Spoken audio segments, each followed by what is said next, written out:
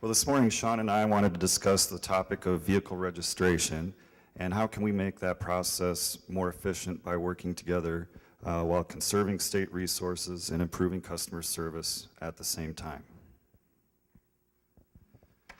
DMVs face many challenges, as you know, and some we've just discussed right away.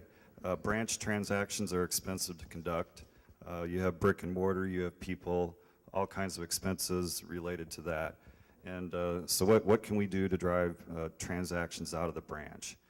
Also connected with that, there can be long wait times at branch offices, but also with registration processes and other processes at the DMV, there can be challenges or headaches with managing inventory, not to mention costs associated with having inventory at the end of a reissue cycle or before a reissue cycle, or maybe validation stickers at the end of the year that aren't used.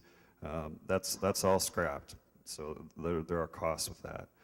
Oftentimes we found that there can be manual processes inherent in the registration process. How can those be better addressed?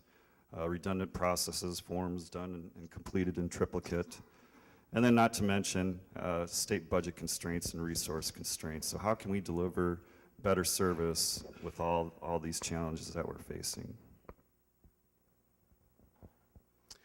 And in Indiana, primarily what we wanted was to move transactions from the branches. That's our most expensive transaction that we do. What we wanted to do is move that to our lower cost channels, internet, mail, automated phone. And what we saw was that if we could move the inventory out of the branch, that we could perhaps change the behavior of our customers.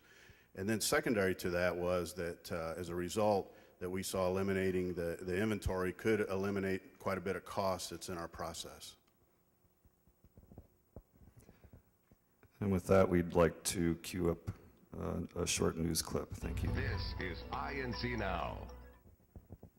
Well, new changes seem to be going over fairly well for BMV customers. Megan Trent stopped by the Pine Valley branch today to gauge reaction. And Megan, these changes are aimed at saving the BMV money, correct?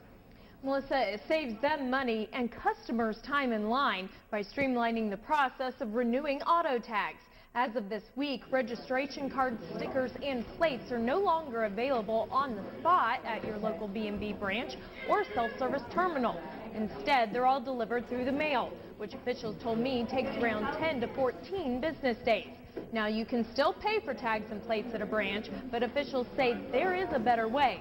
Just go online, call 24 hours a day, or mail it in. Officials say that's what 51% of their customers have been doing already.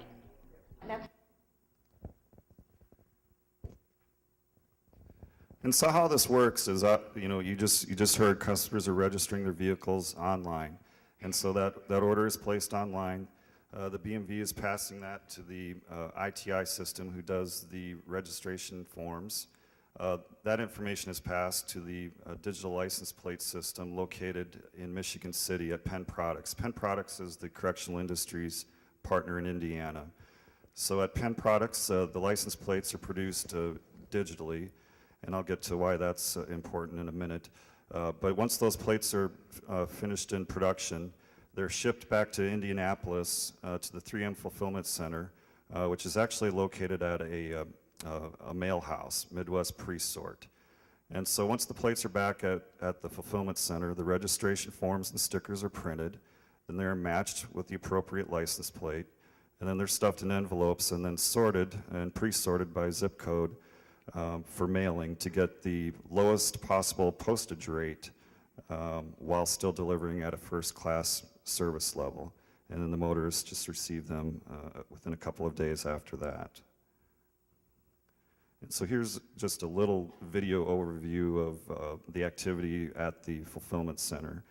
So we're just kind of panning over the whole layout. You can see lots of various stickers and decals that will need to be fixed. We have the packaging, shipping and receiving operation.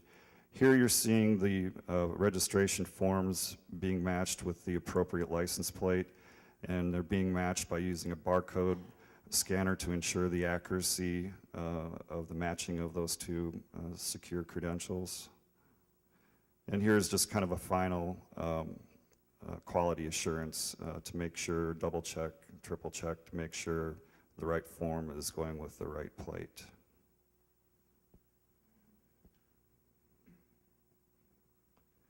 And so just to give you a little bit of background history on the project timeline, the project actually went live March 4th. Here.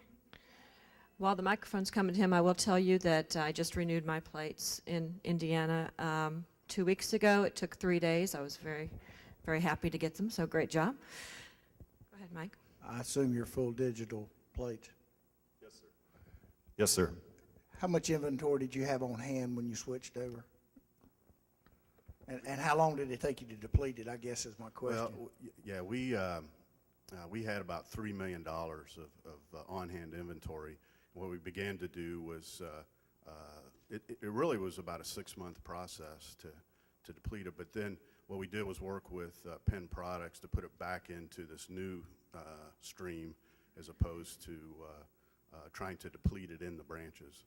Does that make sense? Yeah, we've got a lot of inventory in branches. We've got 123 branches and probably 1 million plates. Yeah, we had 138 branches, and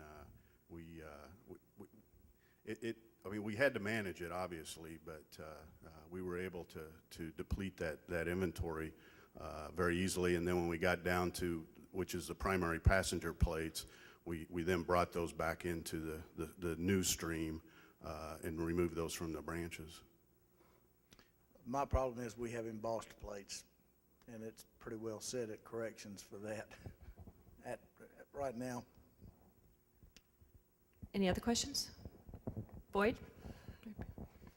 In Florida, we have embossed plates as well, but certainly would consider going to a flat plate if you can make it, if we can make it worthwhile. And so, were there any studies done from a return on investment? I mean, I saw that there was a lot of benefits, but some actual numbers that show, okay, yeah, this is the return on investments there.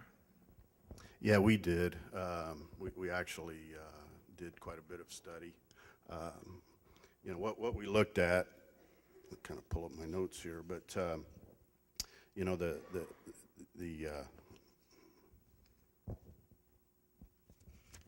Well, are those studies available that you could share with us at a later time, or? Yeah, well, I'd prefer maybe if we talk one-on-one, but Sure. you know, we looked at the inventory management, physical inventory, and looked at that on an annual basis, and there was actually quite a bit of savings. You know, well over $1 million is what we projected. We also had a warehouse and some main office functions that we were able to eliminate, and then shipping costs between our warehouse and the branches, which was rolled into this because we had some additional mail costs on that end. Excess plate inventory, you know, we had at the end of one plate year cycle, it was like $1.5 million that we actually had to destroy one year. We were able to eliminate that, but on an annual basis, you know, it smooths out a little less. And then also one of the things we looked at was our plate rooms in the branches. We actually could have a smaller footprint in the branches, and all of our branches are leased, so we don't own any of that property. So as those leases come due, we're able to actually negotiate into a smaller footprint, and that reduces some of our lease overhead. Does that help you? Yeah, it does, and kind of leads to the next question. The public awareness piece of it.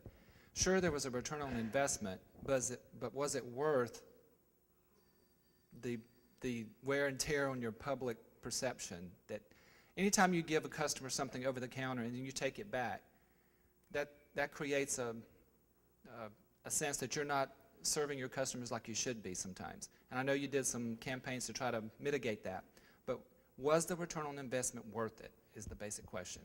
Yes, I'd say so. I mean, as far as the public, there's always that portion of the public who resists change. It was what I would consider, you know, kind of a minor part of the overall public perception.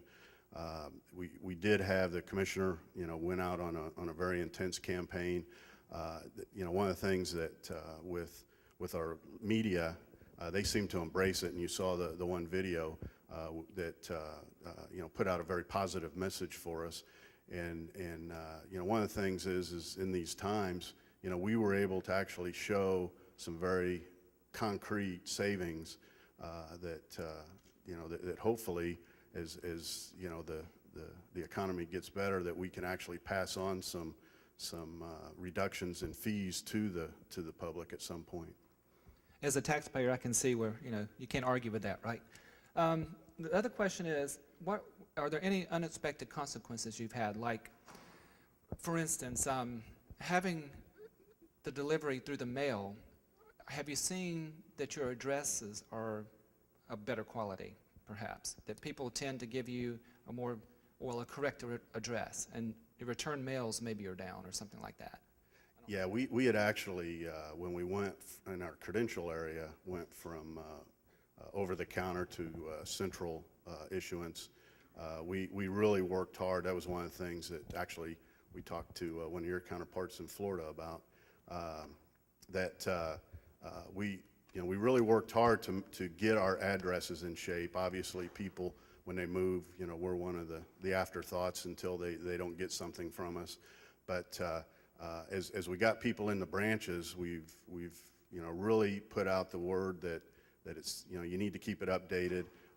Whatever channel that they're using, you know, we go through a process where we reiterate, is this the correct address that you want it to go to, whether it is the branch or whether it's online, you know, whether it's by phone or mail. And we've actually been able to be very successful in our return mail rate. We're running really in almost, and I don't know the exact figure for this segment, but all of our products, which credentials, registrations, and plates, you know, we're well below 3%, probably closer to 2%. Okay, well, thank you. We'll move on to the last presentation for the day, and that is going to be Robert Pareca from the New Jersey Motor Vehicle Commission and Steve Young from MathTech.